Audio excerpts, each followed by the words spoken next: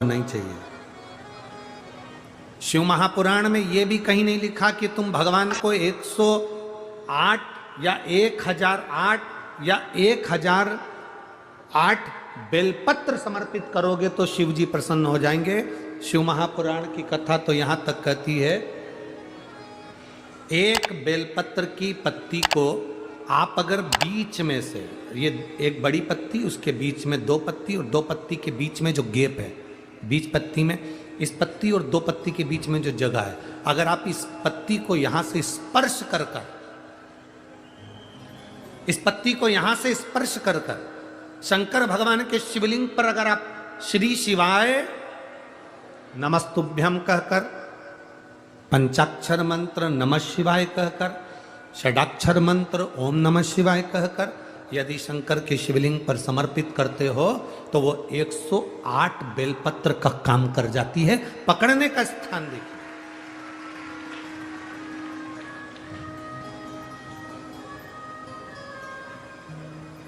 ये स्थान की बड़ी मूलता है, जो थोड़ा सा समझेंगे अपन, थोड़ा ध्यान देंगे तो ये जो स्थान है ये बड़ा मूल माना गया। बेलपत्री की बड़ी पत्ती, नीचे की दो पत्ती, उसके बीच में जो खाली डंडी जो दिख रही है, इसको अगर पकड़कर बेलपत्र समर्पित कर रहे हैं तो 108 बेलपत्र के बराबर हमें फल प्राप्त हो रहा, 108 बेलपत्र के। और समझिएगा, मान लो आपके पास में ना पीला चंदन है, ना लाल चंदन है, ना अक्षत है, ना पुष्प है, ना कोई सामग्री है, ना दिया है लगाने के लिए।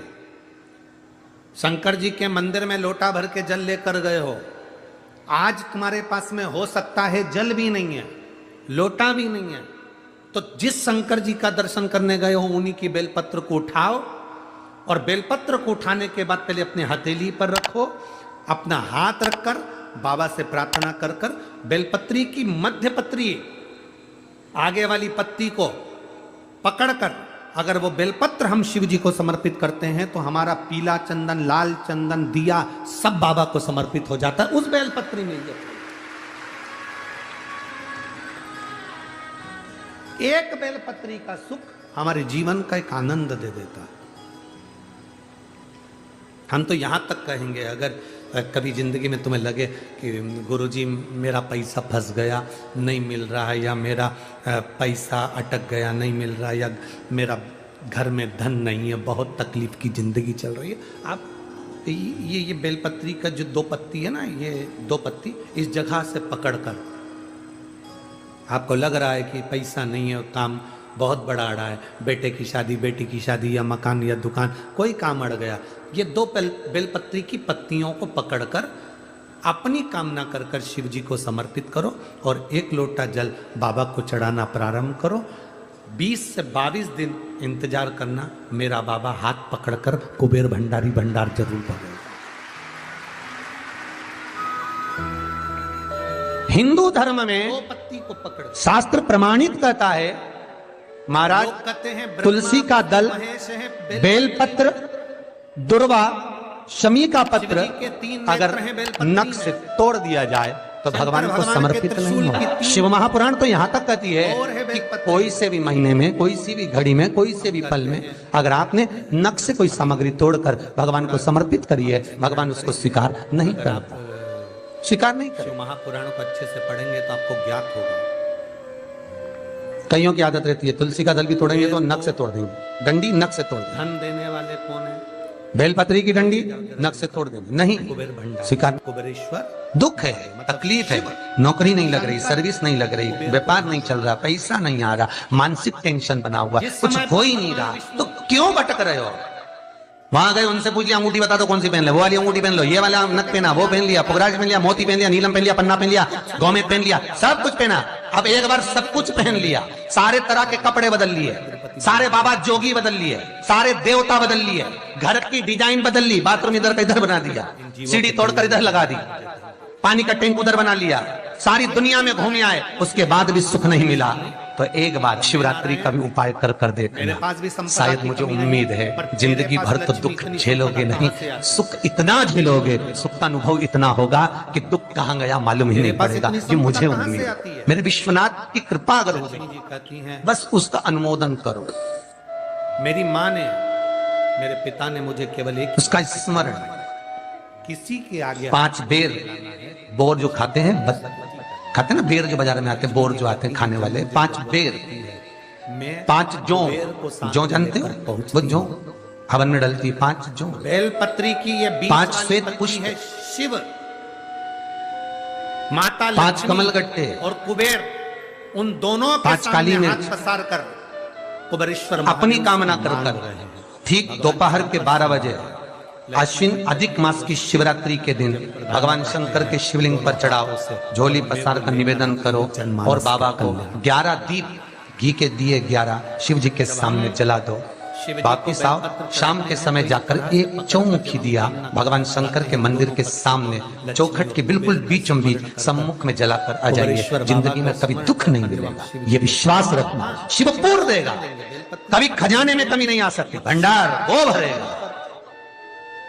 जब चढ़ाई जाए तकलीफ नहीं, कष्ट नहीं। 2 पत्तियों को पकड़कर चढ़ाएंगे तो किसी पुराण में कोई उपाय नहीं लिखा, केवल कुछ पुराण है। शिव महापुराण में तो बहुत उपाय हैं साहब, स्कंद पुराण, नर्मदा पुराण, लिंग पुराण, इन पुराणों में बड़े सुंदर सुंदर उपाय जो लिखे गए, उसको बस समझना है, उसको केवल अपनी जिंदगी में उतारना है।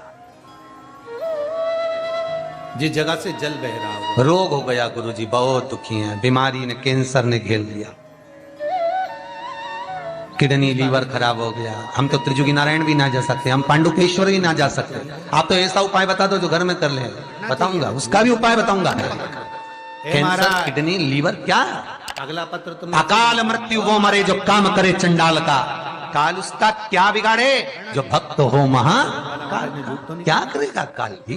बेलपत्र को कहां से पकड़ना है, किस स्थान से पकड़ना है, किस जगह से पकड़ना है और कैसे बाबा को समर्पित करना है, उसका भी वर्णन हमारे शास्त्रों में लिखा हुआ है, जिससे हमें फल की। देखो ये बेलपत्र, कई लोग कहते हैं ऐसा क्या होता है कि यहाँ से पकड़ोगे तो ये फल मिलेगा, यहाँ से पकड़ोगे तो ये फल मिलेगा, यहाँ से पकड़ोगे तो ये फल मिलेगा। हमारा कहना इतना सा है, जब बॉटल चढ़ाते समय यहाँ नस नहीं मिलती तो यहाँ देखते,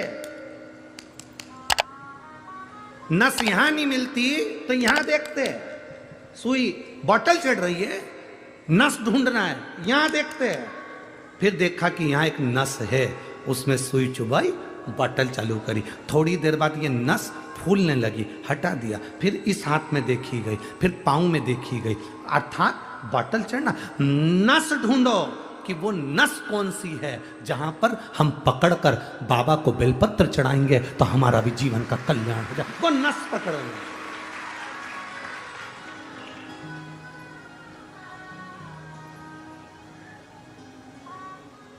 पहले के लोगों क्या भगवान की पूजन नहीं करते थे? करते थे। पहले के लोग क्या शंकर के मंदिर नहीं जाते थे? जाते थे। पहले के लोग क्या बेलपत्र नहीं चढ़ाते थे? पर उनको यह नहीं ज्ञात था कि जल चढ़ाने से क्या फल होता है, उनको नहीं ज्ञात था कि जल पीने से क्या फल मिलता है, बेलपत्र खाने से क्या फल मिलता है, शिव जी को बेलपत्र चढ़ाने का क्या फल मिलता है। पहले पूजा का विधान इतना लंबा था कि लोग डरते थे, इतनी लंबी पूजन में हम कैसे बैठेंगे, क्या करेंगे, इतना सारा सामान कहाँ से लाएंगे, इतना सारा सामान कैसे लाएंगे, पैसा कितना खर्चा होगा। पर शिव महापुराण जब से आप सुन रहे हैं, पूजा का विधान सरल हो गया, सारी समस्या का हल एक लोटा जल हो गया। कोई ढोंग नहीं, कोई प्रपंच नहीं, कुछ मत लाओ, तुम तो दिल से बाबा के पास जाओ और पुकारो। उसके मिलने से ज्यादा जरूरी है उसको पुकारना। पुकारेंगे वो आएगा, निश्चित है। पुकारो। बच्चा खेल रहा है, मां उसको दूध नहीं पिलाएगी, बच्चे ने पुकारा, रोया, मां उसको दूध पिलाएगी। बच्चा खेल रहा है, मां उसको गोदी में नहीं उठाएगी, बच्चा रोया, पुकारा, मां उसको गोदी में उठाएगी। बच्चा शेयर मार्केट करी आया, डब्बा गोल करी आया, शेयर मार्केट में पैसा हरी आया, सबसे कहा, किसी ने नहीं सुना। बच्चा घर में आया, अपने बाप के आगे रोया, अपनी मां के आगे रोया, तो मां अपनी रकम भी बेच दी, मकान बेच दिया, प्लाट बेच दिया, पर अपने बच्चे को कर्जे से मुक्त करा दिया, क्योंकि वो पुकार उसने करी अपने माँ बाप से। बच्चा माँ बाप से पुकार करता है तो माँ बाप कुछ भी करके अपनी जेवर बेच दे, जमीन बेच दे, पर अपने बच्चे को पुकारते से अपने बच्चे को बचाने का प्रयास करते हैं। उसी तरह शंकर भगवान मिले ना मिले, तुम उसके दरवाजे पर जाकर पुकारते रहो, वो तुम्हारे दुख काटता रहेगा। पुकारना जरूरी है। तेरे मंदिर में आना मेरा काम है, मेरी बिगड़ी बनाना तेरा काम है। तेरी चौखट पर मैं आ ही गया, मुझे दर्श दे कि मैं बहुत हताश हो चुकी हूं, बीमारी समाप्त नहीं हो रही, या मेरा दुख या मेरी तकलीफें समाप्त नहीं हो रही है, कष्ट मेरे मिट्टी नहीं रहे, दुख मेरे समाप्त ही नहीं है। तब बेलपत्री के जो बीच वाली पत्ती होती है और उस पत्ती के नीचे 2 पत्तियां होती हैं, बहुत ध्यान से देखिएगा और समझिएगा। जैसे ये बीच वाली पत्ती है और उसके नीचे 2 पत्तियां, इसके मध्य में जो डंडी है बेलपत्री के और ये 2 पत्ती के बीच में जो डंडी रहती है, समझते हैं ना सब लोग? समझ रहे हैं ना? बेलपत्री की बड़ी पत्ती, पहले नंबर की पत्ती, और उसके नीचे की 2 पत्ती, उसके बीच की जो डंडी होती है, इस डंडी में चंदन का लेपन कर कर, ये बीच की जो भाग है, डंडी है, उसमें ये देखिए, ये तो 2 पत्ती हो गई, एक ये पत्ती हो गई। अब ये जो बीच का भाग है, सब लोगों को देख रहे होंगे, तो बीच का जो ये भाग है, इस बीच के भाग पर चंदन का लेपन कर 7 दाने चावल के लेकर, जब तुम्हें लग रहा है कि ये बीमारी समाप्ति नहीं हो रही, पकड़ के बैठ गई, ये तो छूटी नहीं रही, डॉक्टर अपना काम करें, या कोई ऐसी बात है कि अदालत में कोई केस चल रहा है, या प्रशासनिक कोई तकलीफ आ रही है, या अपने घर में कोई व्यापार से जुड़ी हुई या कोई धन से जुड़ी हुई कोई प्रॉब्लम है और वो समाप्ति नहीं हो रही, बहुत बहुत आप लोगों ने कर लिया, तब ये बेलपत्री, इसके मध्य की जो डंडी है, इस मध्य की डंडी में चंदन लगाकर 7 दाने चावल के लेकर, आप जब द्वार में से मंदिर के अंदर प्रवेश करते हैं, जैसे ये मंदिर का मुख्य द्वार है, मुख्य द्वार से मतलब शंकर जी को जब जल चढ़ाने के लिए हम लोग अंदर जाते हैं, उसके पहले नंदी आ जाता है, नंदी के भी पहले का जो दरवाजा, मंदिर का मुख्य द्वार, उसको समझ, अंदर प्रवेश करते उसके पहले चंदन लगी हुई बेलपत्र और 7 दाने चावल के हाथ में लेकर नंदी के सीधे हाथ की ओर से, मतलब आपका भी सीधा हाथ है तो नंदी का भी सीधे हाथ की ओर से, आप नंदी के कानों में अपनी बात को कहकर ये बेलपत्री और 7 दाने चावल के ओम नमः शिवाय बोलकर, नमः शिवाय बोलकर, या श्री शिवाय नमस्तुभ्यम कहकर डंडी का मुख अशोक सुंदरी की ओर हो और शिवलिंग पर उसको समर्पित कर दो चावल के दाने के साथ। केवल 2 या 3 सोमवार आप करेंगे, धीरे धीरे रोग में दवाई लगना प्रारंभ हो जाएगी और रोग समाप्ति पर जाएगा और आपका कार्य भी सफल होगा। 2 या 3 सोमवार में, ज्यादा हमको नहीं करना है, 2-3 सोमवार भी आपने कर लिया तो कर लिया, 3 सोमवार भगवान शिव आपके करीब में आते चले जाएंगे। अच्छा देखने की दृष्टि भी परमात्मा ने हमको दी है और बुरा देखने की दृष्टि भी परमात्मा ने हमको दी है। किसी व्यक्ति में हम अच्छाई देखते हैं तो इतनी सारी अच्छाई देख लेते हैं कि उसके बराबर दुनिया में कोई अच्छा ही नहीं है, और उसी व्यक्ति में जब हम बुराई ढूंढते हैं तो इतनी बुराई ढूंढ लेते हैं कि उसके बराबर दुनिया में कोई बुरा है ही नहीं। जैसे तुम्हारे घर की बहू, तुम्हारे घर की, बोलो बोलो जम के बोलो, बहू, जब तक शादी नहीं होती तब तक पूरे नगर में डोंडी पीटती हो, इतनी बढ़िया लड़की है, एकदम गुड नेचर है, दिखने में भी सुंदर है, उसके माँ बाप के इतने अच्छे संस्कार हैं कि हम 3-4 बार गए, उसने उठ के हमको नमन करा, प्रणाम करा।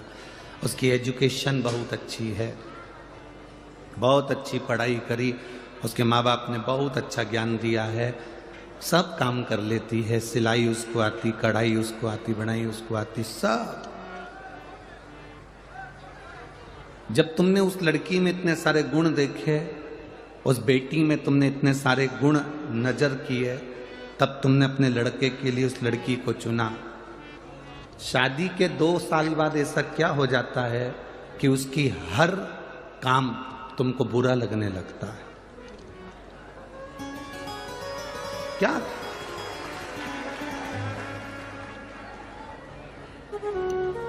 मतलब शास्त्र झूठ नहीं कहता, शास्त्र सत्य कहता है, इसलिए इसको सत्यम शिवम सुंदरम कहते हैं।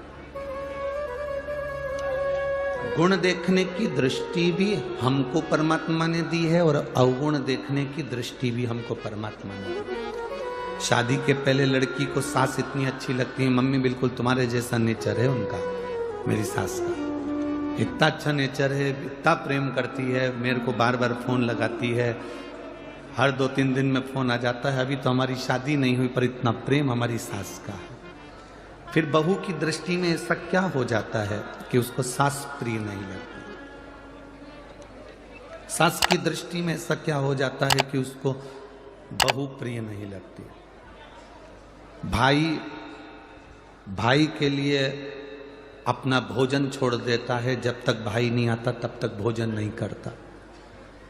धीरे धीरे ऐसी क्या दृष्टि हो जाती है कि भाई का मुख देखना पसंद नहीं करता। ये 2 दृष्टि परमात्मा ने हमको दी है, एक अच्छा देखने की, एक बुरा देखने। अच्छा भी आप इन दृष्टि से देखते हो और बुरा भी आप इन दृष्टि से देखते हो। हमारा तो शिव महापुराण में बस इतना सा निवेदन है, अगर आप किसी की बहुत बड़ाई कर रहे हो, बहुत प्रशंसा कर रहे हो, तो उसमें फिर बुराई मत देखो। गुलाब के साथ में थोड़े बहुत कांटे। हिंदू धर्म में हम गुलाब, शास्त्र प्रमाणित कहता है कांटे चुनना। महाराज, तुलसी का दल, बेलपत्र, दुर्वा, शमी का पत्र अगर नख से तोड़ दिया जाए तो भगवान को समर्पित नहीं हो। शिव महापुराण तो यहां तक कहती है कि कोई से भी महीने में, कोई सी भी घड़ी में, कोई से भी पल में अगर आपने नख से कोई सामग्री तोड़कर भगवान को समर्पित करी है, भगवान उसको स्वीकार नहीं करते, पर पहुंच जाए कि स्वीकार नहीं करे। संत साधु गुरुजन बन जाए, उसमें भी कोई ना कोई बुराई रह जाए। कईयों की आदत रहती है, तुलसी का दल भी तोड़ेंगे तो नख से तोड़ देंगे, डंडी नख से तोड़ देंगे, बेलपत्री की डंडी नख से तोड़ देंगे, नहीं स्वीकार। जिसमें बुराई नहीं, दुख है, तकलीफ है, नौकरी नहीं लग रही, सर्विस नहीं लग रही, व्यापार नहीं चल रहा, पैसा नहीं आ रहा, मानसिक टेंशन बना हुआ, कुछ हो ही नहीं रहा, तो क्यों भटक रहे हो? वहां गए, उनसे पूछ लिया अंगूठी बता दो कौन सी पहन ले, वो वाली अंगूठी पहन लो, ये वाला नथ पहना, वो पहन लिया, पुगराज पहन लिया, मोती पहन लिया, नीलम पहन लिया, पन्ना पहन लिया, गौमेद पहन लिया, सब कुछ पहना। अब एक बार सब कुछ पहन लिया, सारे तरह के कपड़े बदल लिए, सारे बाबा जोगी बदल लिए, सारे देवता बदल लिए, घर की डिजाइन बदल ली, बाथरूम इधर का इधर बना दिया, सीढ़ी तोड़कर इधर लगा दी, पानी का टैंक उधर बना लिया, सारी दुनिया में घूम आए, उसके बाद भी सुख नहीं मिला, तो एक बार शिवरात्रि का उपाय कर देखना। शायद मुझे उम्मीद है जिंदगी भर तो दुख झेलोगे नहीं, सुख इतना झेलोगे, सुख का अनुभव इतना होगा कि दुख कहां गया मालूम ही नहीं पड़ेगा। ये मुझे उम्मीद, मेरे विश्वनाथ की कृपा अगर हो गई, चाहे दुनिया बस उसका अनुमोदन करो, पीताम्बर पिना रहे हो, उसकी आरती कर रहे हो, पूजन कर रहे हो, तो भी मनुष्य उसका स्मरण नहीं पूजा सकता, क्योंकि उसमें बुराई भरी हुई है। गौ माता की अंदर बुराई नहीं है, वो अपने बच्चे का दूध का हिस्सा तुमको पिला देती है, तुम्हारे लिए अपनी जान तक दे देती है, वो गौ माता।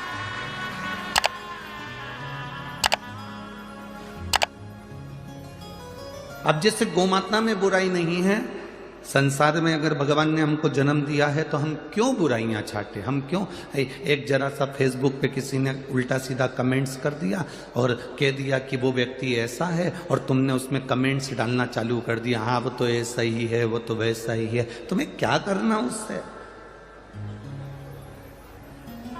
अगर मेरे भोले बाबा को एक लोटा जल चढ़ाते हो तो उनसे सीखो, वो मौन रहते हैं, नेत्र बंद कर कर, किसी से कोई मतलब नहीं है उनको। जब मौका मिलता है तब नेत्र खोलते हैं, दर्शन का आनंद लेते हैं और जगत का कल्याण करते हैं।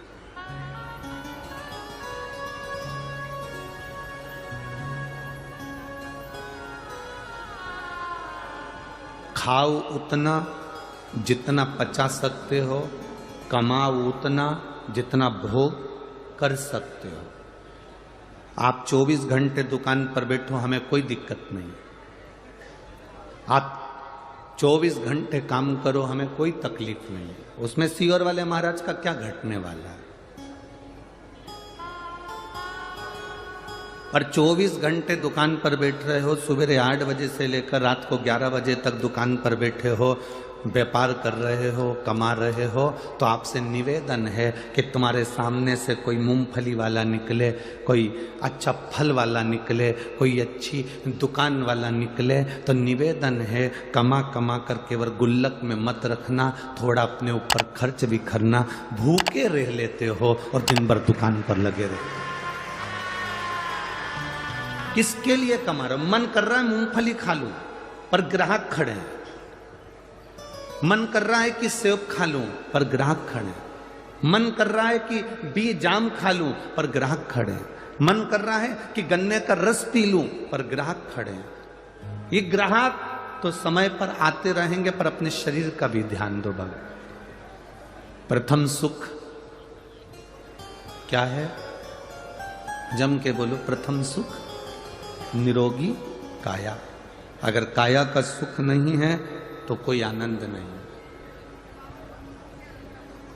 ये काया अगर ठीक है तो तुमने जो करोड़ों कमाए हैं उसका तुम भोग कर सकते हो, वरना तुम 40-50 साल तक तो व्यक्ति खूब कमाता पैसा जोड़ जोड़ के रख जाता, और 45 से 50 साल का जब होता तो 50 साल के बाद जो कमाया हुआ है वो सब डॉक्टर में लगाते जाता।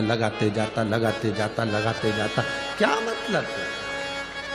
40-50 साल तक कमाया और 40-50 साल तक कमाने के बाद उसको उठा के डॉक्टर में लगाया, तो ऐसी कमाई किस काम की? अपने प्रति जागरूक होइए। आप 1 रुपए का भी दान मत करो, हम कभी नहीं कहेंगे कि तुम दान करो। आप दान मत कर अपने ऊपर खर्च तो करो।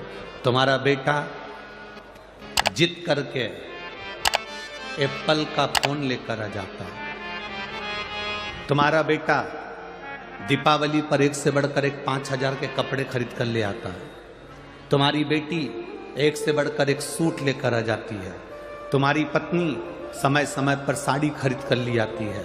केवल एक दुकान पर बैठने वाला और नौकरी करने वाला व्यक्ति एक ऐसा होता है जो 2 जोड़ कपड़े खरीदने के लिए भी 50 बार सोचता है। खेत में काम करने वाला किसान 50 बार सोचता है कि मैं कपड़े खरीदूं कि ना खरीदूं।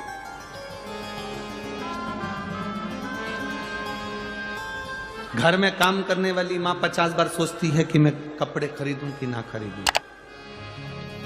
थोड़ा खर्च अपने ऊपर करो। धरा का धरा पे धरा की धरा रह जाता है। अपने ऊपर खर्च। हमसे लोग कह देते हैं महाराज कथाकार को क्या इतना सोना वोना पहन के बैठना चाहिए? तुम इतना सोना वोना पहन कर बैठते हो तो हम उनको कहते हैं जजमान ने दिया नी पहने तो क्या औलाद के लिए छोड़ के जाए? आज आप स्वयं, हम दूसरे की बात नहीं कहेंगे, अपने भीतर से प्रसन्न रहना सीखो। कोई दूसरा आपको प्रसन्न नहीं करेगा।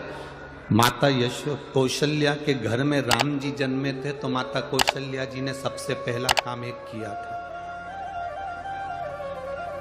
जब माता कौशल्या जी के घर में